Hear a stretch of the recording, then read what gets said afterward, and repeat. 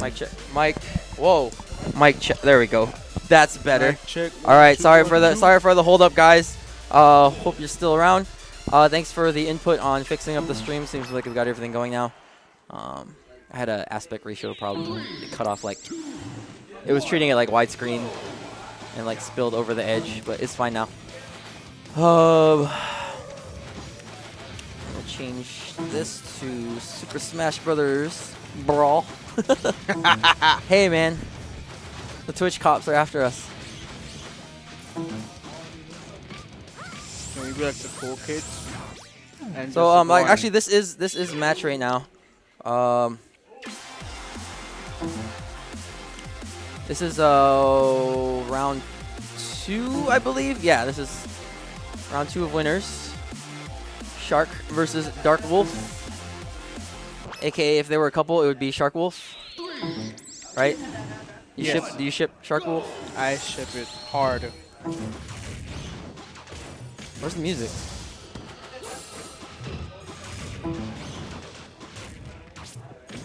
Where's Matt? You commentating? All Or right. is Alex gonna commentate? One of you two? All right. I ship these two hard. I'm Come on, pulling for Kenny. Sharkwolf is playing right now. I'm pulling for. Ooh, those 30. I'm pulling for the Kenny. Free Wolf. Oh no. Bad matchup.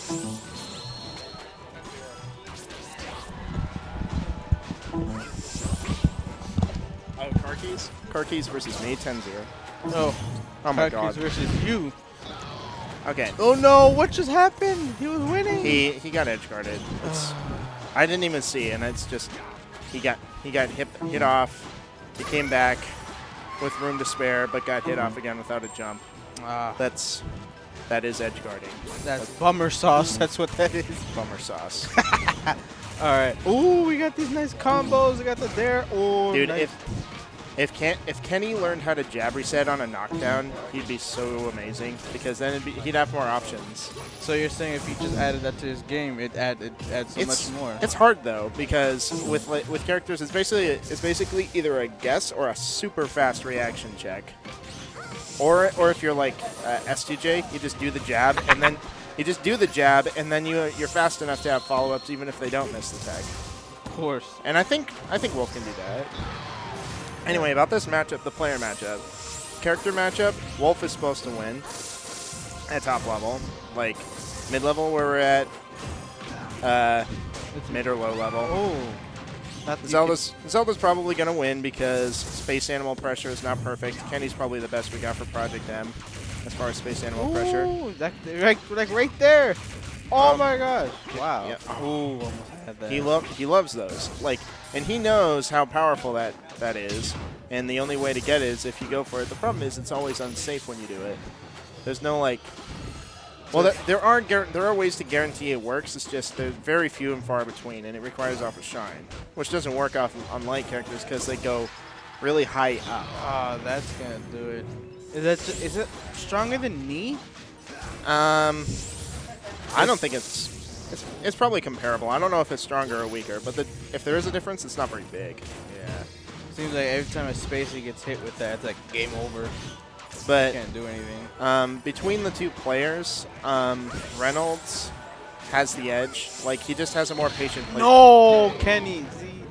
A lot of players, when they're first coming up, they're really aggressive. They're trying to force offense really hard. And when they run into somebody who's just a little bit defensive, like Reynolds is not highly defensive. He's just defensive enough to make it so that over-aggressive players are going to have serious problems. And they'll create openings for them. They'll create openings for the defensive player for them to capitalize on. So like Thomas, for example, I was saying like his only problem is that his defense sucks. And all he has is offense and his really great punishes, but even those, he tries to do like frame perfect stuff. Yeah. And when he messes it up, he kills himself and gets himself in really bad situations. So it's like either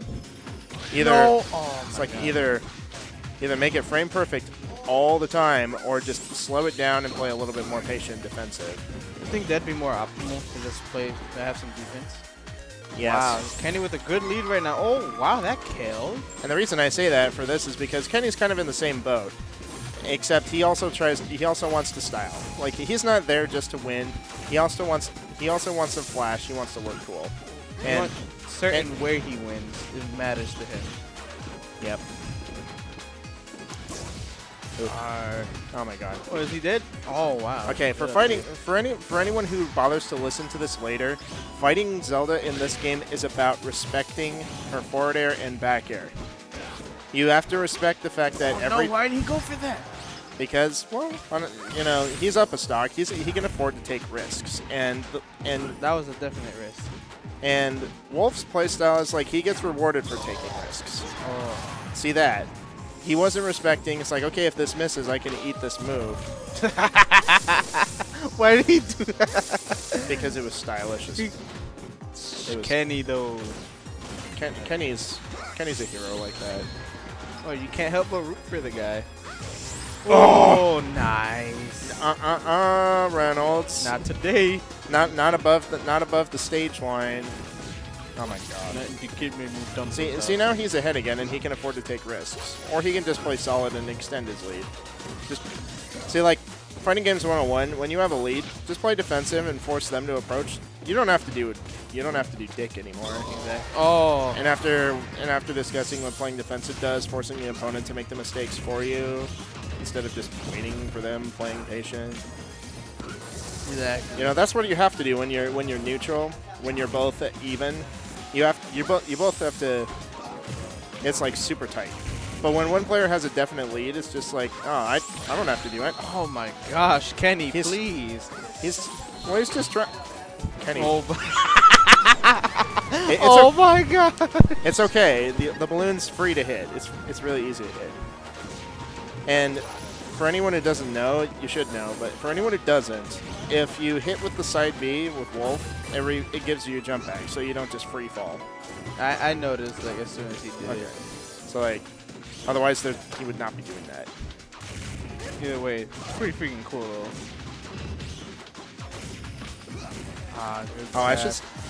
Oh no, no! It's like, oh, he made it.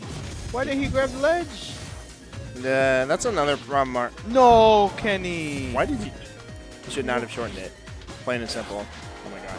Well, another problem that our players have is that they don't know two things. After they get a hit, they need to start moving immediately. What players will do is they'll hit someone, and stand still. They'll wait and see like how they DI'd or where they went, knockback wise, after they get hit by the move. And what they should be doing is they should keep moving and then confirm where they went as they're moving, because they're already getting themselves into position after the hit anyway. Does that make sense? Yeah. So you're just saving time.